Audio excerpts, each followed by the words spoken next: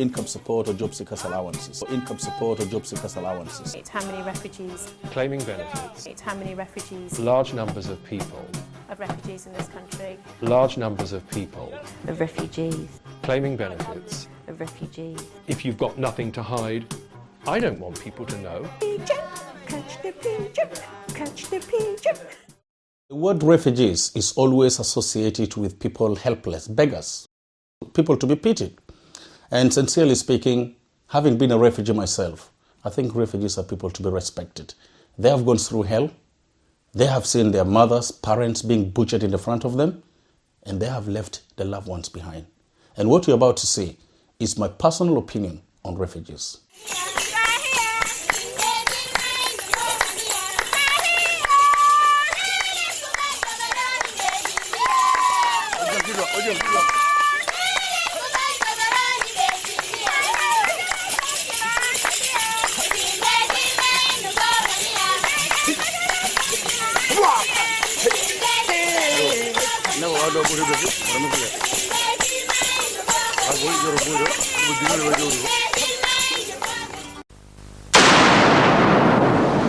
People seek asylum and flee their own country when there is war, and the situation in the world is still very unstable, and we see influxes of refugees at times of unsettlement in the world, and while the world is so unsettled, we're going to see many more people coming to our country to seek asylum.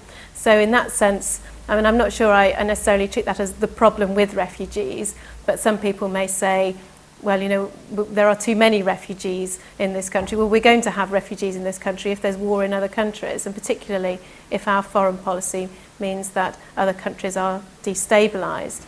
In terms of the perception of refugees in this country, well, I think the government needs to take some responsibility for the language that it uses, and bringing forward successive policies that claim that they're going to get tough on asylum seekers.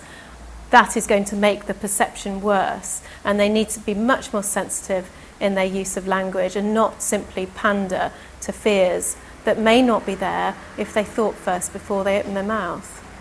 We have a situation here in Britain of not far short of full employment, but what we don't want to do is to have large numbers of people claiming benefits who have no link with the system, who have not paid in and are unlikely to.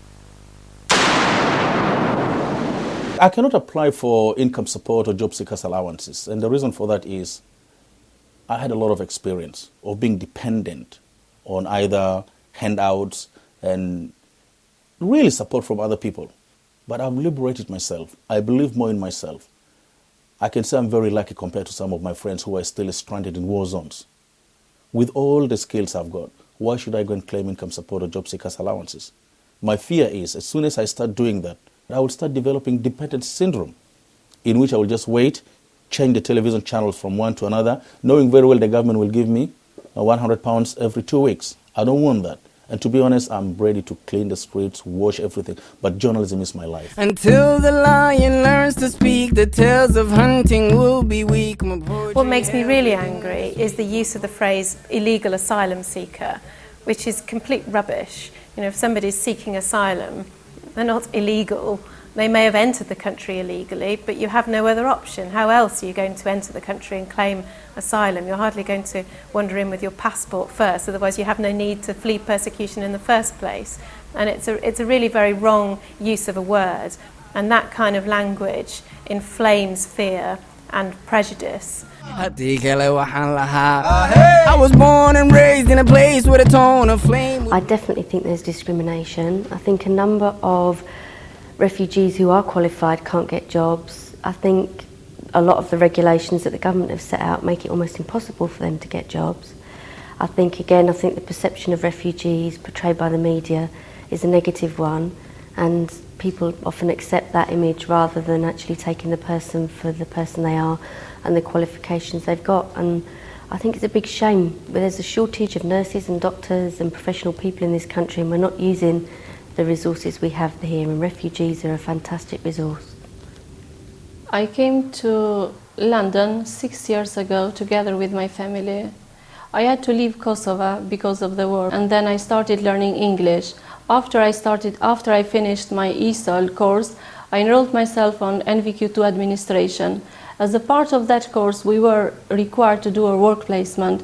So one of my friends gave me the address of Refugees into Jobs. I worked here as a work placement student for 1 year. After that, as admin assistant. After that, I worked here on voluntary basis for another year. Now there is a year and a half that I'm doing paid work, that I've started working as initial assessment advisor. When I was in Iran, singing was banned for women in Islamic regime. So they didn't let women to do the acting, singing, and art stuff. I started to become a singing since I came to this country. So I started to find the people, the musician, to help me to learn how to do the singing, how to learn the music. After a few years, my first album was produced. And that first album made me very happy because lots of good feedback came back to me. They enjoyed my music. They still like it.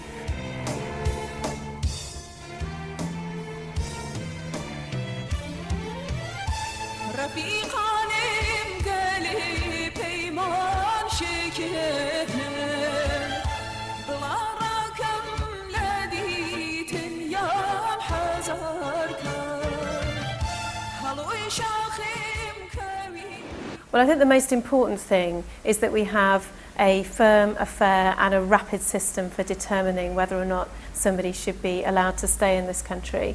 And at the moment, the system takes an enormously long time. When I have lots of people, you're in my office at the moment, we have lots of people who come in here who might have been waiting for 4 years to hear from the Home Office. And that's a completely unacceptable situation. And when those decisions are made, they're often the wrong decision, and people end up having to appeal and going through a long process of repeated appeals before they get the right decision. It travels across the earth and seas, from Eritrea to the West Indies. It knows no boundaries, no cheese. It's studied in parts of Greece. If I was a Mauritanian or a Moroccan, I wouldn't want to leave Mauritania and go and live in Spain or Britain. The last thing I would want to do. It's the last thing they want to do, but it's their only hope. And that is because they've been denied the right to earn their living, as they always did in the past, by a European Union fisheries policy that damages them. And the same applies, and it's not just the EU, but the United States as well. What they do is develop protectionist policies that stop people in their own countries from trading and from exporting to us. And this happens, you go anywhere in the world and they will tell you, we are not allowed to trade freely and fairly. If they were, the jobs would be there and we wouldn't have the refugees.